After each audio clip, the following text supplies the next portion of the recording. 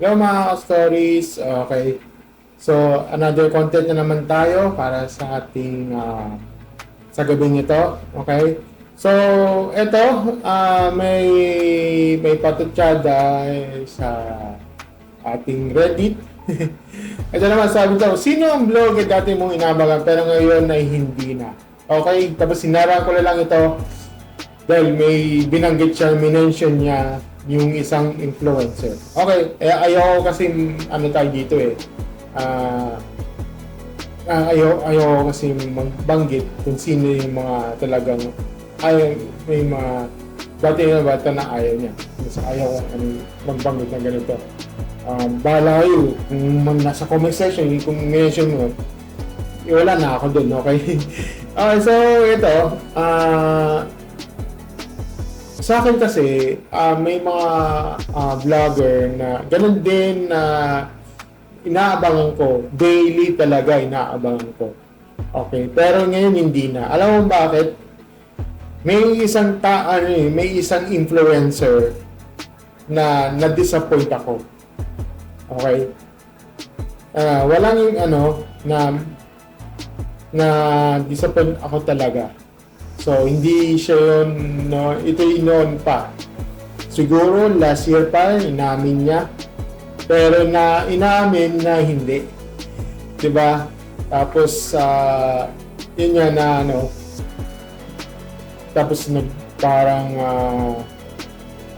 parang biggest, may downfall pa. Parang, na talagang ganito siya na sabi niya na ayaw na magbanggit na ganito kasi minsan kasi parang nagde-debunk pa siya, di ba? Pero yung pala na-debunk yung sarili niya, di ba? At ito yung parang siya yung doon sa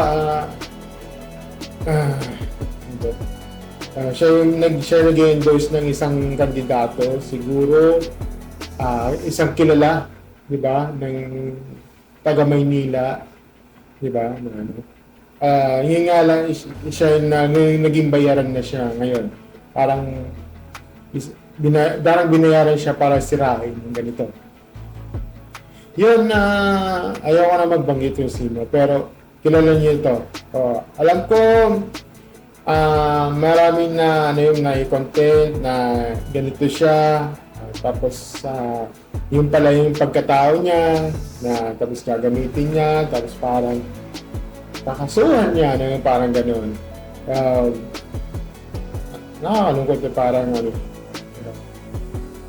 yun, tapos pa siya, parang parte daw siya kuno ng isang team payaman. Diba? Na yun nga, na isa siya ng team payaman, ganyan-ganyan. At yun, minsan balat pa siyang kasuhan na bakit naman kakasuhan, diba? Kaya ako ayoko magbanggit ng ganito, diba? Magbanggit kasi alam mo naman, di ba? Gusto ko i-blind item dito. Ayun talagang parang sinabi binansagan na hindi mo siya, pwede ka i-debunk pero hindi siya pwedeng pero hindi mo siya pwedeng i-debunk siya. Parang ganun yung na parang gusto yung ganun. Tapos lalatagan ka na ng ng PWD card. Marami. Yun, ayaw ko mag-sin, iniingat-ingatan ko to. Di ba? Ito sabi niya, yung mga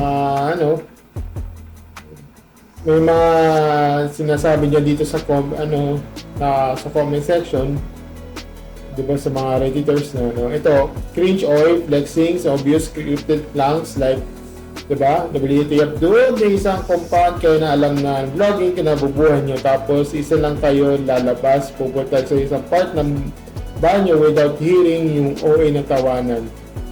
Ba kayo? Ay, oo, alam ko to, yung comedy sis, naging cringe na. Minsan nga, yung prank nga na, ano, na sagabal sa ibang tao. Di ba? Yung minsan nga, inahagisan ng ano, which is ano yun, public scandal yun, na ano yun, nahulihan kasi yun. Kahit vlogger yun, kahit content creator ka, huling kayo dun. Di ba? Yan, never sila naging super o ano, naging funny, tapos naargabyado kayo sa ibang tao. Naghahanap buhay, tapos ganyan. Sasabihin nyo naman, nahirap yung pasayahin. Nahirap yung pasayahin. Di ba? Naargabyado kayo ng tao, tapos yun, inuli sila ng mga pulis. Tapos, armadong tao. Nako. Diba? No? So, ayun, okay naman, ano, kaya, minsan kasi hindi ko napapanood yung mga content creators noon, dahil, ano, that time din, yung, aminado ako yung, ano, 2013-2014, na, di pa ako kasagsagan ng mga ano, yung content creators noon kasi wala pang na-monetize. Siguro ano, yung mga nanonood ako dati yung sa Showtime pa ngayon. Yung mga naka-upload yun sa social media, yung mga tawag yun. Basta ganun na kaloka-like yun, phase 1 pa yun Abang-abang ako, sabasin mo to, ganun. Pero hindi ako nakapag-update sa mga ibang content creators kasi bira na ang content creators, ganun, diba? Yun. Iba kasi ayoko magbanggit dito. Basta may makikita itong post nito kasi may mga iba-iba kasi ayoko magbanggit dito sa channel ko. Gusto kasi malinis yan. Yun lang daming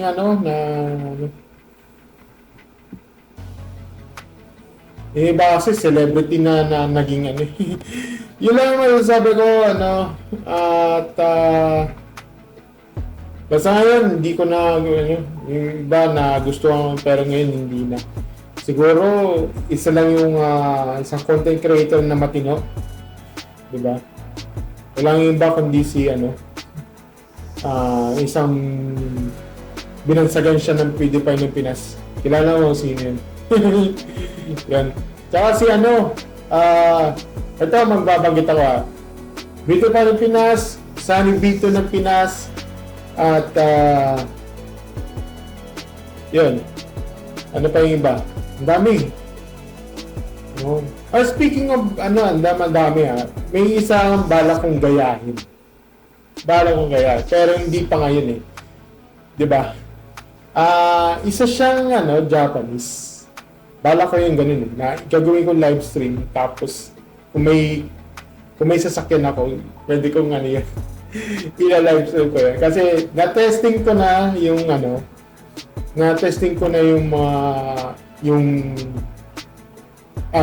yung data. Talagang kahit saan may signal.